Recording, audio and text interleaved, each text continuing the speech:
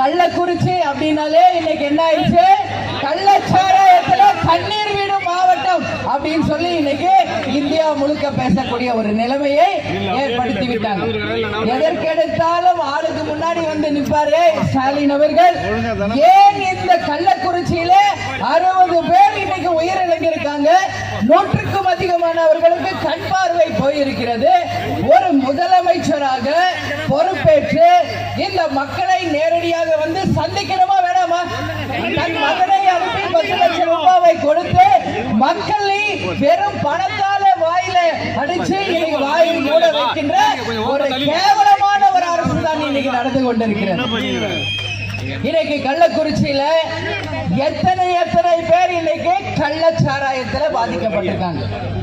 ஸ்டாலின் அவர்களே, கொஞ்சம் ஒரு 3 வருஷத்துக்கு முன்னாடி யோசிச்சு பாருங்க, கொஞ்சம் பிளாஷ்பேக் பண்ணுங்க, கொஞ்சம் எல்லாருமே கவனத்தை ஒரு 3-4 வருஷத்துக்கு முன்னாடி செலுத்துங்க.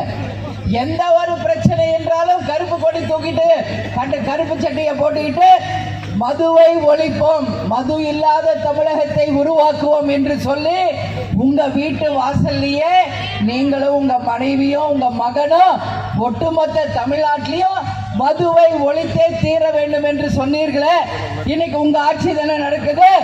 ஏன் அந்த மதுவை ஒழிக்கவில்லை என்று கள்ளக்குறிச்சி மக்கள் சார்பாக நாங்கள் கேள்வி எழுப்புறோம். அதிகமாயிட்டாங்க அப்படின்னு சொன்னாங்க. ஏன்னா இந்த அரசுக்கு மக்கள் மீது எந்த விதமான அக்கறை இல்லைன்னு சொன்னாங்க. உங்க ஆட்சி வந்து இப்ப 3 வருஷம் முடிஞ்சு 4வது வருஷம் நடந்துகிட்டு இருக்கு. மக்கள் மீது இந்த அரசுக்கு என்ன அக்கறை என்பதை மக்களுக்கு நீங்கள் தெளிவுபடுத்தணும். இன்னைக்கு நேற்று சட்டசபையில சொல்றாரு முதலமைச்சர், பெண்களை பாதுகாக்கின்ற ஒரு அரசுன்னு சொல்றார். உண்மையிலேயே இதை பெண்களை பாதுகாக்கின்ற அரசா? நீங்கள் சொல்லுங்க.